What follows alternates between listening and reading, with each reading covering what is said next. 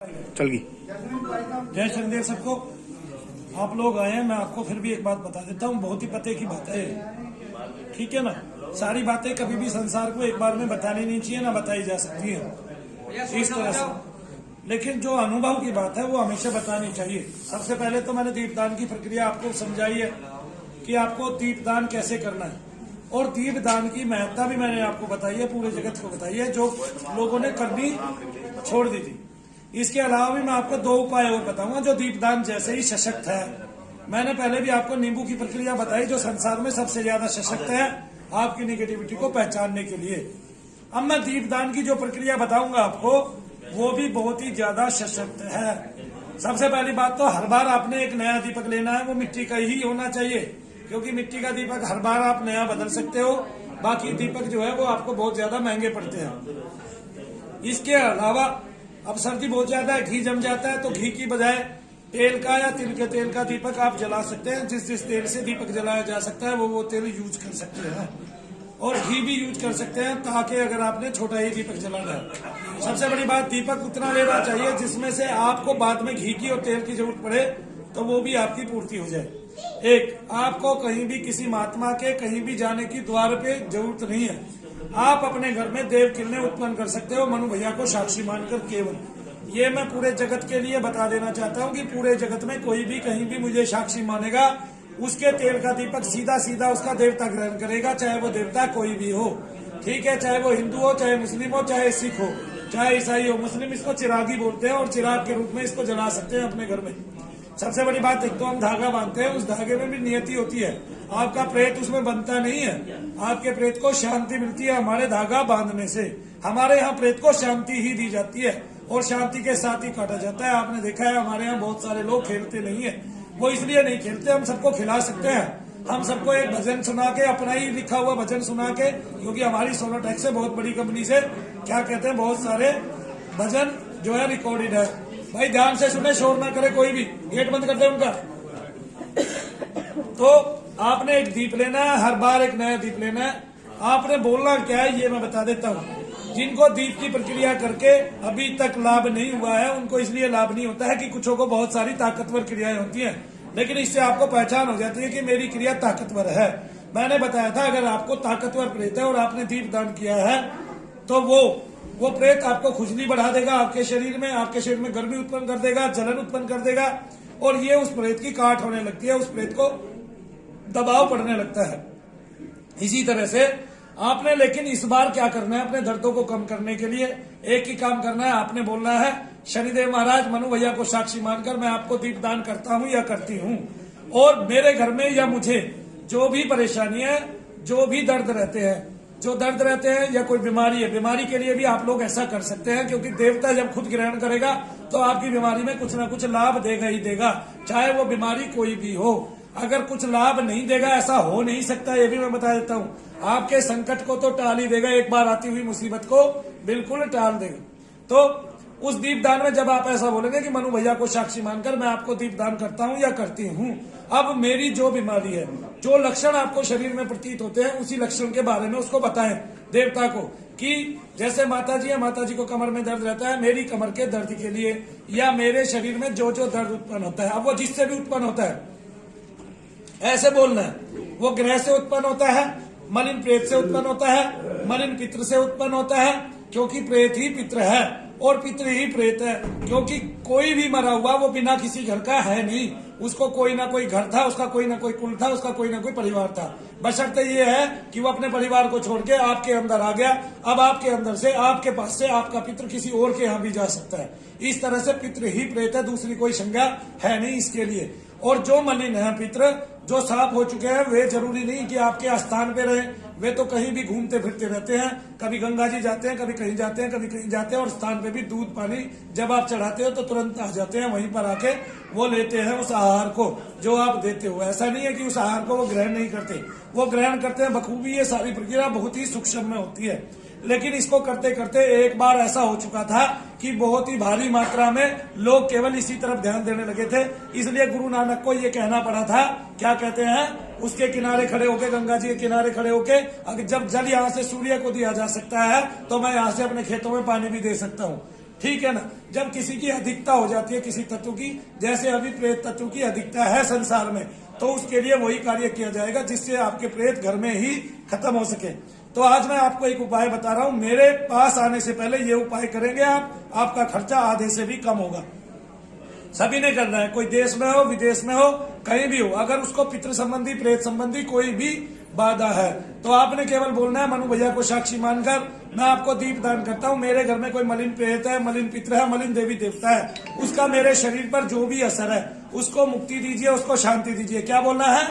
मुक्ति दीजिए, उसको शांति दीजिए। मुक्ति और शांति के लिए प्रार्थना करनी है, ना कि मारण के लिए। अगर मारण के लिए प्रार्थना करेंगे तो आपका शरीर ऊपर जाएगा, उसको भगाने के लिए प्रार्थना करेंगे गलत तरीके से तो आपके शरीर में बहुत सारे दाफड़ हो जाएंगे और बहुत सारी फुंसियां हो जाएंगी और आपके शरीर में बहुत सारी स्किन की एलर्जीज हो जाएंगी, बहुत सारी डिजीज उत्पन्न हो जाएंगी। लेकिन जब आप उसकी मुक्ति और शांति के लिए करेंगे तो इससे आपको लाभ ही लाभ होगा, उत्पन्न होगा। अब क्या करना है? अब उसी तेल के दीपक में से आधे घंटे बाद वहां तक कोई नहीं जाना है, उस दीपक को छोड़ देना है। ये आपकी ज्योत का कमरा, आपका ज्योत का स्थान, पूजा का स्थल हो सकता है जहाँ पे आप दीप जलाएंगे। और अगर आपके पास पूजा का कोई स्थल नहीं है तो कमरे के बीच में भी आप दीप रख सकते हैं। आधे घंटे बाद जाएं, बोले, 2 ऐसे तालियां बजाएं और ये मानना है कि आपके यहाँ देवता आया था, देवता का संसर्ग हुआ है, उसने अपना भोग लिया है, उसने आहार दीपक के रूप में लिया है। किसी भी आपके घर में एक बार में होने वाले हवन से बड़ी ये प्रक्रिया है। मैं आपको वचन देता हूँ इस बात का कि आपने अगर एक दीप दिया है तो ये समझिए 1000 हवन आपने कर लिए हैं केवल एक दीप दान देने से। साक्षी मानना इसलिए जरूरी है क्योंकि हमारा जो सूक्ष्म शरीर है वो तुरंत आपकी मदद करेगा। आपके दीपक को, आपके दीपक के भाग को कोई प्रेत खा ना पाए या कोई अन्य मलिन पितृ या मलिन देवी देवता उस दीपक के भाग को कोई ले ना ले। इसलिए हमें साक्षी मानना जरूरी है। और जब हमें साक्षी मानकर आप इस तरह करोगे, आपका दीप दान जो है वो तुरंत के तुरंत सीधे देवता को लगेगा। जब आप शनिदेव को देखेंगे तो आप देखेंगे उस कलयुग के अधिकारी ने, उस कलयुग के नाथ ने, उनके लिए कहा भी गया एक को देवा कलो शनि। इस कलयुग में उनकी अधिकारिकता बढ़ेगी और आप देखेंगे लोग घर पर ही बैठकर अपने प्रेत को काट लेंगे और उनको पुण्य का भागी बना देंगे, उनको स्वच्छ कर देंगे, सूक्ष्म कर देंगे। और इस तरह मेरे पास आने वाली जनता बेशक कम हो लेकिन वो सुखी हो अपने घर में और स्वस्थ हो, तो इस तरह से उनके प्रेत कट जाएंगे। फिर भी किसी का बहुत ज्यादा ताकतवर होगा तो वो मेरे पास आ सकता है और आने के बाद उसको यहाँ लाभ मिल जाएंगे। और फिर मेरे यहाँ आने से पहले अगर वो क्रिया करेंगे तो आप देखेंगे कि हर्ष भैया जिसको देख रहे हैं उसको यही कहेंगे कि आपका प्रेत कटा हुआ है, आपका प्रेत कटा हुआ है। इस तरह 1 से लेके 1000 दीप तक दान किए जा सकते हैं एक दिन में। कितने? 1 से लेके 1000 दीप तक। आप 100 दीपक दान करेंगे, जितना आप दान करेंगे उसमें उतना ही पुण्य के भागी होंगे। सबसे पहली बात तो ये 1 सप्ताह तक करके देखिए, एक बड़ा दीपक लेके, हर बार एक बड़ा दीपक लेके 1 सप्ताह तक करके देखिए, फिर आपको उसके अनंत लाभ मिलने लगेंगे। जब अनंत लाभ मिलने लगेंगे तो अब आप क्या कर सकते हैं? अब आप घर में कोई खाली है, जॉब नहीं लग रही है, उसके लिए भी प्रार्थना कर सकते हैं कि मेरे इस बच्चे को कार्यशाली बनाइए, मेरे इस बच्चे को कार्यवाहक बनाइए, मेरे इस बच्चे पर कर्म कीजिए, मेरे इस बच्चे को काम दिलाइए।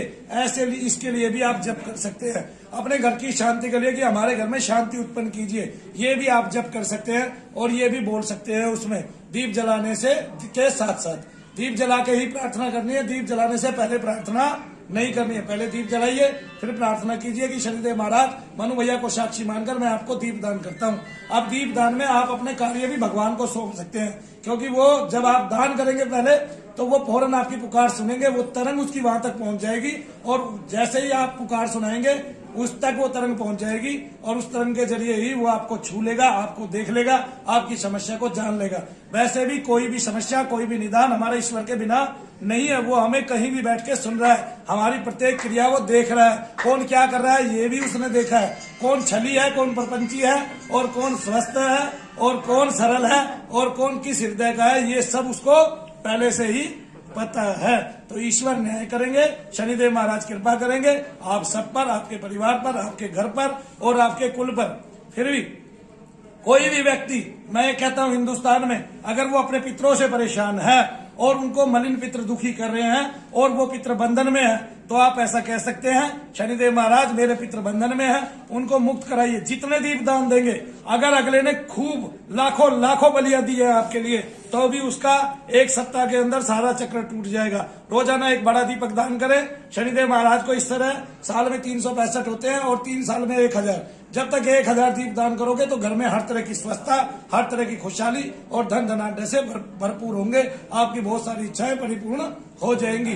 जो घर शनिदेव महाराज को कलयुग में पूजेगा, उसको अनेक रूप में सब प्रकार की संपत्तियां हासिल होगी। का वो धर्म, अर्थ, काम और मोक्ष की प्राप्ति होगी। तो इस तरह से आप शनिदेव महाराज को मानने लगे, इस तरह से केवल दीप दान देने लगे। आपके घर में तस्वीर हो ना हो, कोई उसकी मूर्ति हो ना हो, उससे मतलब नहीं है। लेकिन जब आप मुझे साक्षी मानकर दीप दान करेंगे तो आपको लाखों लाखों की मात्रा में हर तरह से यश सुयश, धन धान्य, परिपूर्णता प्राप्त हो जाएगी। तो जितना आप दान करें उतना लाभ होगा। और कोई आदमी गहन रूप से बीमार है बहुत ज्यादा और वो हॉस्पिटल में है और क्या कहते हैं इमरजेंसी है, तो उसके लिए केवल एक दीप दान करा दें। अगर भगवान ने उसकी कोई लिखी होगी आगे गति, तो बहुत अच्छी गति करेगा, एक बात। और दूसरा, उसको जाने से पहले अगर उसको प्रेतादिक की बाधा है, उसको न्यूनतम करेगा, खत्म करेगा और उस आत्मा को जो है स्वच्छ करेगा। ये शनिदेव का वादा है। और दूसरा, बीमारी का हरण करेगा। तो वो आदमी या तो पूर्ण रूप से स्वस्थ हो जाएगा, वरना उसको मुक्ति मिल जाएगी। शनिदेव महाराज कलयुग के देवता हैं, वो उसको हर प्रकार से शांति लाभ प्रदान करेंगे।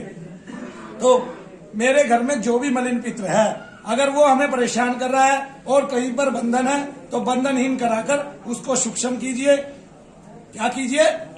सूक्ष्म कीजिए, उसकी मुक्ति कीजिए, उसकी गति कीजिए और उसको शांति प्रदान कीजिए। इस तरह से आप अपने घर का, अपने कुल के पितरों को खुद ही क्या कर सकते हैं? स्वस्थ कर सकते हैं।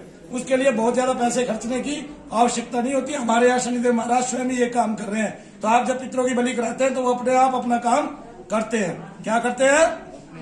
हम उसमें कुछ नहीं करते, क्योंकि पितरों की बलि हम जिसकी कराते हैं उसका काम शनिदेव महाराज ही करते हैं और कोई करता नहीं है। तो जय शनिदेव भक्तों, मैंने जो बताया उसको सरलता से अपने घर पर कीजिए और उसके अमिट लाभ विश्वास के साथ आपको पूर्ण रूप से मिलेंगे। शनिदेव महाराज की जय। जय शनिदेव।